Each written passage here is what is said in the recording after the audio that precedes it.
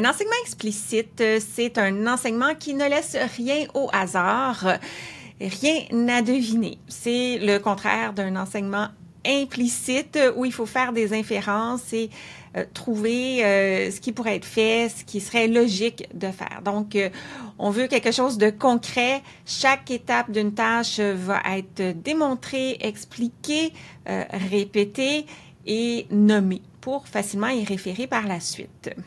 Alors, c'est un type d'enseignement qui est fréquent à l'école, mais il s'applique aussi aux apprentissages moteurs, surtout chez les enfants qui ont un TDC, un trouble développemental de la coordination.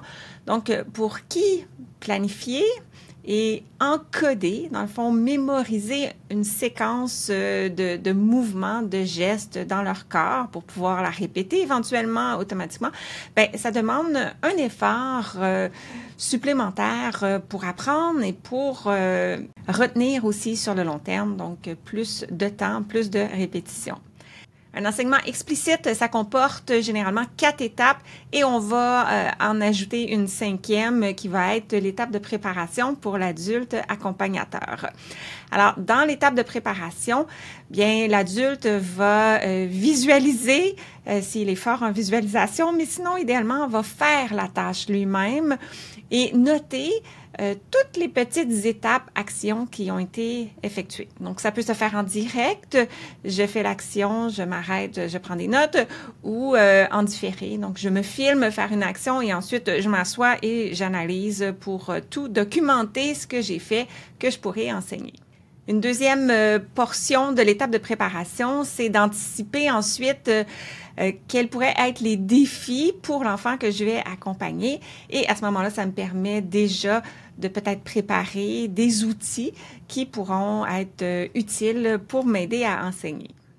Maintenant, la première étape officielle d'un enseignement explicite, c'est l'étape de la modélisation. Donc, l'adulte va montrer à l'enfant la tâche. Donc, je montre.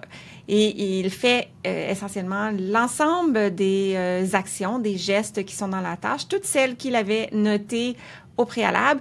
Et ce qui est important, c'est qu'il va dire, verbaliser en même temps ce qu'il fait. Alors, tout est visible, tout est dit à voix haute.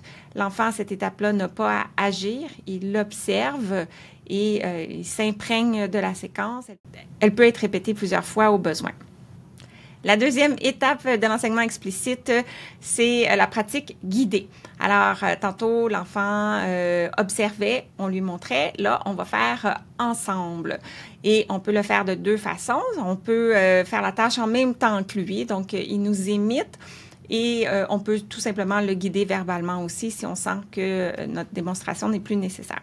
Et là, on lui donne les consignes, une à la fois, juste avant qu'il fasse le geste.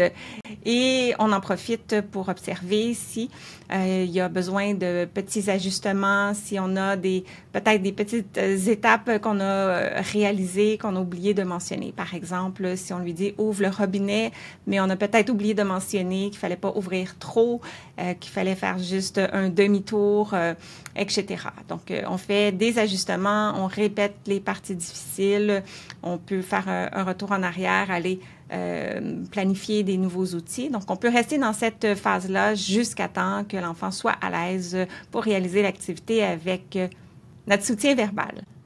Regardons un exemple de pratique guidée des premières étapes de la séquence de brossage de dents que j'ai réalisée avec ma collègue Christiane, qui a débuté avec une petite adaptation de l'environnement, le petit post-it de flocons pour indiquer le robinet de l'eau froide.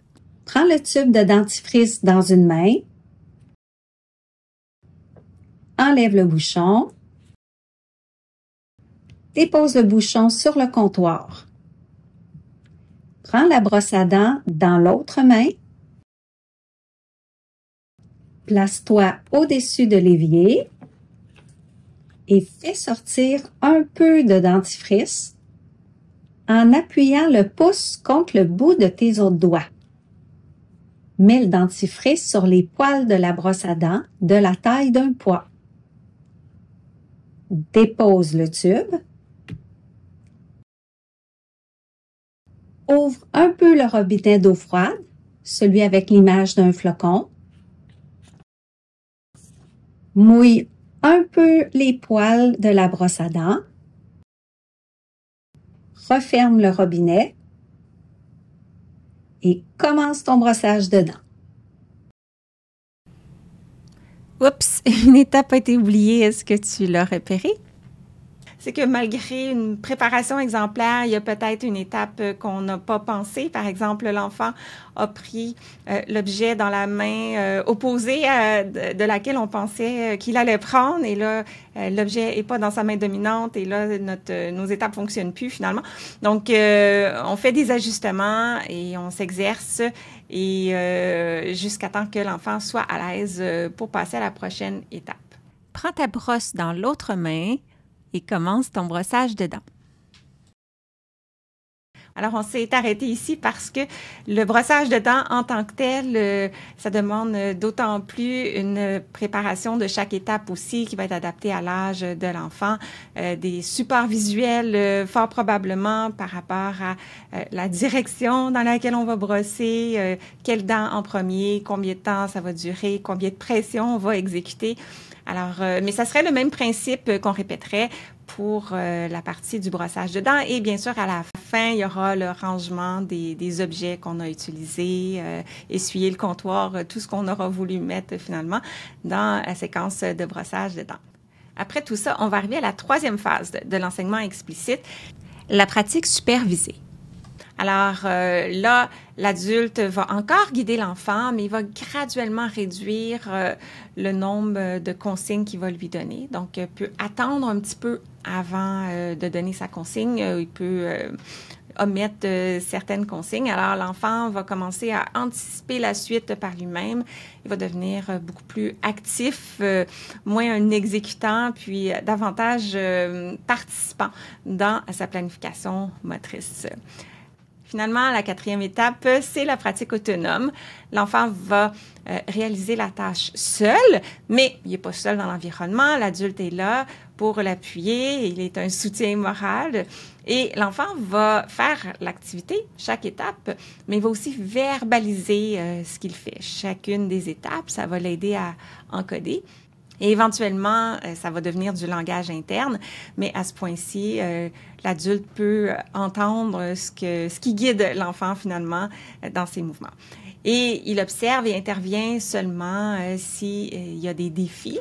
Et l'idéal, c'est d'amener l'enfant dans un processus de résolution de problèmes si jamais il y a des erreurs motrices qui se produisent. Par exemple, l'enfant rince avec le verre d'eau, le place trop près du bord du comptoir, l'accroche avec son bras, ça tombe. Alors, c'est de ne pas sauter tout de suite à la rescousse de l'enfant, lui dire « T'as mis ton verre trop près du bord, t'aurais pas dû. » Donc, plus refléter à l'enfant « Ouh, qu'est-ce qui s'est passé, tu penses? » Et que l'enfant puisse de lui-même en arriver à la conclusion que son verre était trop près et lui suggérer de se formuler un nouveau plan pour la prochaine fois qu'il va réessayer. Donc, OK, ton plan n'a pas fonctionné. Qu'est-ce que tu voudrais faire différemment? Bien, je vais le mettre un petit peu plus loin. Et là, l'enfant pourrait réessayer, répéter cette action-là spécifiquement pour la mémoriser dans son corps et que ça soit plus facile à ce qu'elle soit répétée spontanément la prochaine fois. Puis, éventuellement, ça va être intéressant de généraliser dans d'autres contextes, un autre environnement où la serviette n'est pas du même côté, ou le tube de dentifrice, par exemple, un bouchon différent. En conclusion de mon enseignement, de l'enseignement explicite, il y a un élément que j'ai laissé implicite, qui est que ça va vraiment être favorable à l'apprentissage, de démontrer, d'exercer, de faire toutes ces étapes-là, finalement, dans l'environnement où l'activité se pratique dans la vraie vie. Alors, pour le brossage de dents, c'est bien évident qu'on va le faire dans la salle de bain, mais on veut généraliser ce principe-là pour tous les apprentissages moteurs.